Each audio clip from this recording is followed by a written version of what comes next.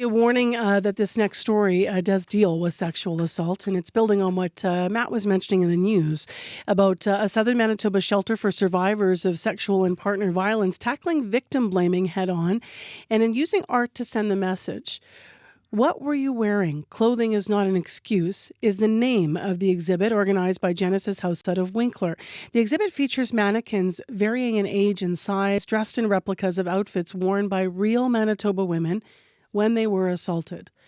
It's a harrowing look into the reality of sexual violence, and right now it is in Royal Park. That's a public park in Carman because it's moving community to community. Resident Terry Dick went to see it there yesterday. She told CBC it's an emotional reminder that abuse can happen to anyone. You can read about these things and what happens, but when you actually see how it took somebody's life or abuse and that it, you can just not understand why it happens, but you can feel it. Like you can empathize with these people of what they've gone through. Angela Braun joins us live now via Zoom. She's executive director of Genesis House. Good morning. Good morning. So powerful. Can you describe the display just for people that haven't seen the image of this? What will they see? How are the mannequins arranged? What are they wearing? Yeah, what are they wearing? There's 5 mannequins. And they are wearing pretty much everyday clothes, what you would expect. We have one that is in a nurse's uniform. We have a person wearing a hockey jersey. We have another mannequin wearing a sweatshirt and a hoodie. Probably the most impactful, I expect, is the child wearing pajamas. And then we have a Low German, a woman dressed in a Low German Mennonite, a typical outfit that we would see. What's the reaction, if you know, from the Manitoba women that these mannequins represent? These are based on real stories. They're based on real stories, and we have their permission to replicate their outfits. And so, and actually, they were really feeling quite empowered by us doing that, by actually putting their stories virtually out there, not exactly their clothes, but so very close. And the fact that the clothes are everyday clothes. So it really brings home the fact that no one is asking for it. It is not the victim's fault.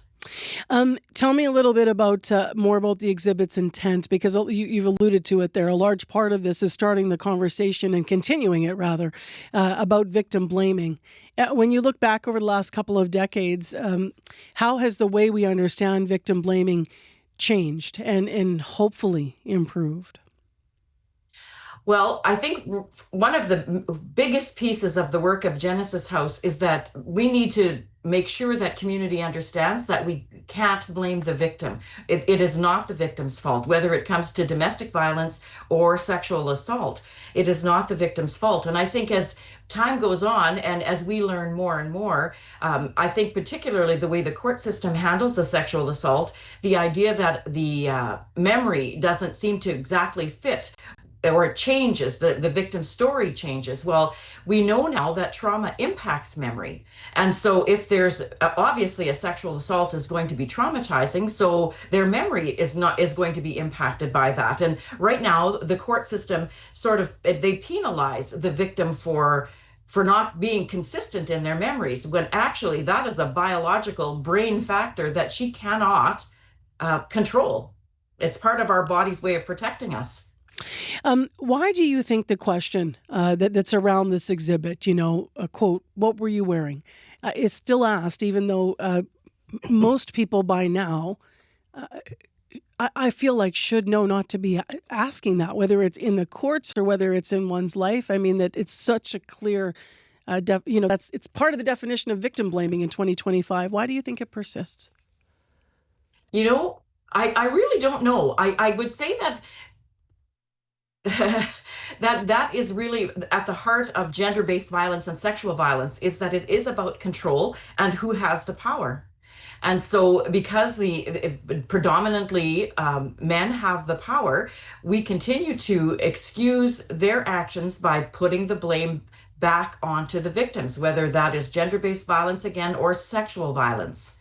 So what she was wearing, that comment really just alludes to the fact that it was her fault. Or where was she? Why was she there by herself? Honestly, we should be able to, in 2025, be safe to walk alone on our own streets, but that is not the case. And if something happens to us, I'm not sure the court will positively support us through the system.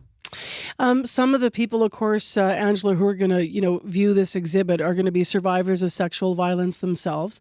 What do you hope people think about, or they specifically, that population, might think about when they see this?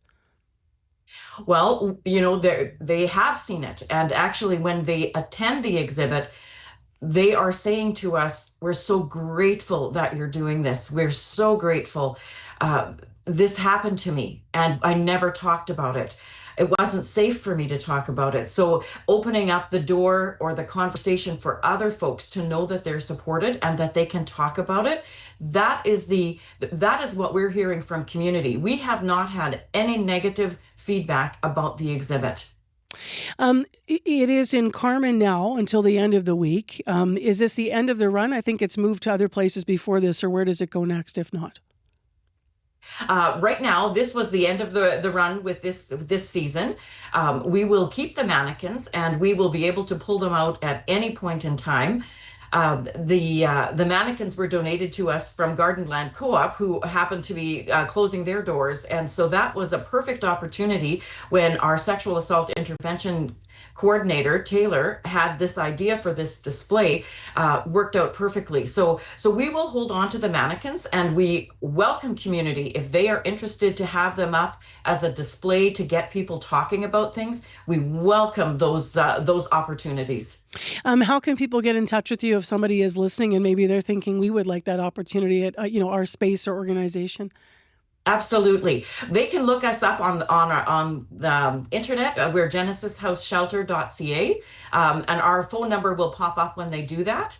And actually, probably even the easiest is just calling our crisis line. There's a rollover, so you never have to worry with the crisis line that you're taking up space. And the other side of this is if you have experienced sexual assault, and it is historical, let's say it happened 10 years ago, and you still are struggling, you can call our crisis line and we will be able to help you navigate what supports you may need even now. Appreciate having you on this morning, Angela. Thank you very much. Thank you. That's Angela Braun. She's the executive director at Genesis House. The exhibit is in Carmen, as I mentioned, until the end of the week. And if you want to reach out to them, genesishouseshelter.ca. And if you want to see what we're talking about, this powerful display, you can please go to our website at cbc.ca/Manitoba.